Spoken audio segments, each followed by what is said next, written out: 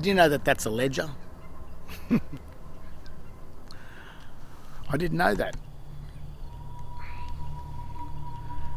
I thought a ledger were the accounts or the debtor creditor parts of an account of a corporation, company, some form of commercial entity. But I didn't know that a ledger was the slab of stone that sits on top of a grave or a tomb. I didn't know that. Ignorance. Now, according to the Webster's dictionary, the big thick one that I love reading,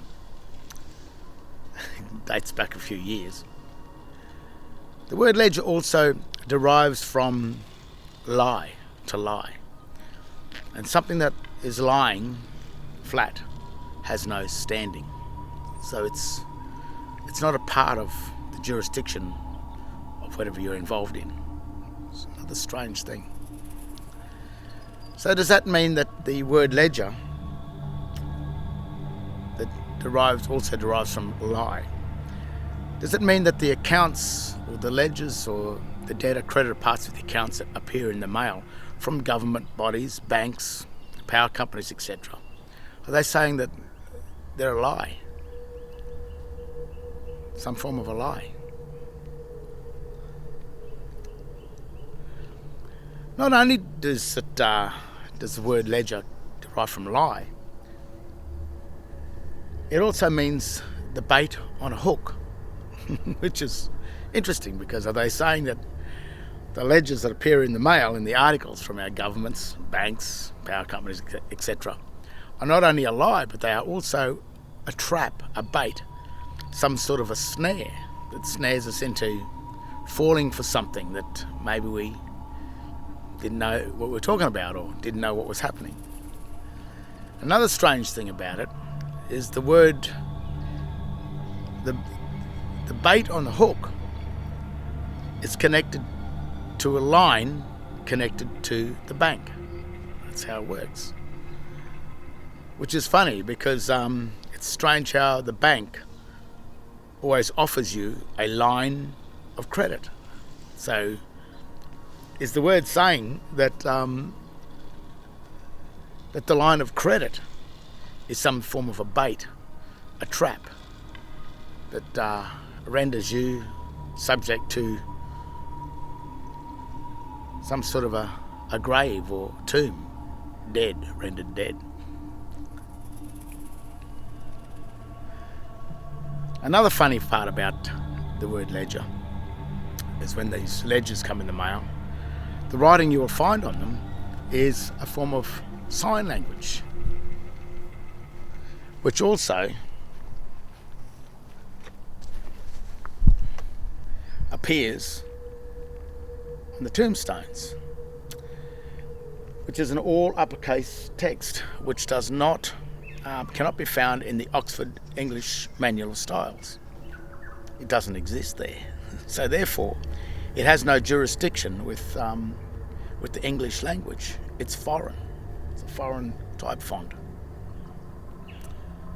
which is also a strange thing. And it would make you wonder if this is a symbolic text or a sign. Is it an engraved image that God warned us not to worship?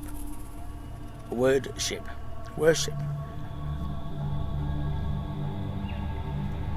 And yet, when this type of writing, this sign language that is identified as American ASL, American Sign Language, in 11147 of the Chicago Manual of Styles, it even states there that it has no jurisdiction with the English language.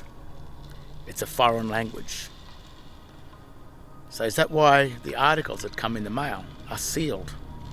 You must break the seal in order to enter into, to worship another deity, another language, another God. And is it the God of sign? Is it really the God of death? Another strange thing is when the articles appear in the mail, They come inside an envelope. They come inside an envelope that has the same 2-to-1 ratio as the ledgers, the slabs of stone that sit on the grave. When you get a normal letter from a friend, the letter envelope is not the same ratio as the dead ledgers of a tomb. Yet the accounts, the ledgers that come from your governments, power companies, banks, etc., all appear under the articles that appear under the same ratio as the ledgers found on a tombstone.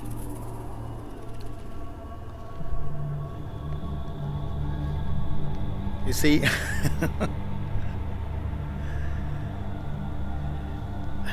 when people say they haven't got full disclosure or haven't had full disclosure in relation to a contract or whatever, the full disclosure is in the word itself. The very word is telling you exactly what you're getting into. By breaking the seals of those ledgers that appear in the mail, you enter into an occult world of the dead. And there's something you must always remember, is that a dead man has no rights.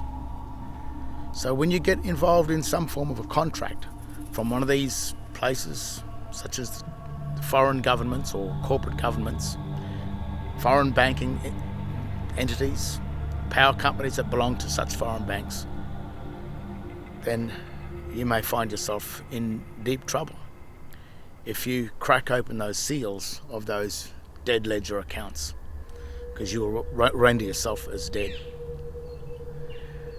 The only thing I could probably advise, if I were to advise anything, is that we as Australians and we as Americans and Canadians and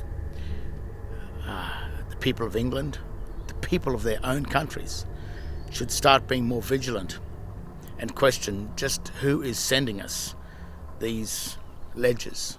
Who is our government? Who's really behind the governing system of this new world order that we're fastly being involved in, or if not, it's already here. Because it's an occult world of the dead, where dead men have no rights.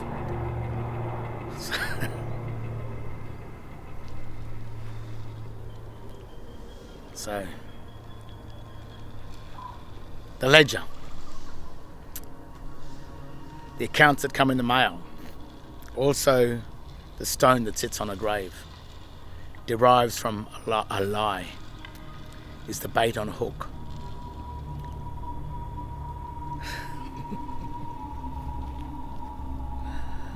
And houses the language of sign, the engraved images, where you're warned to stay away from.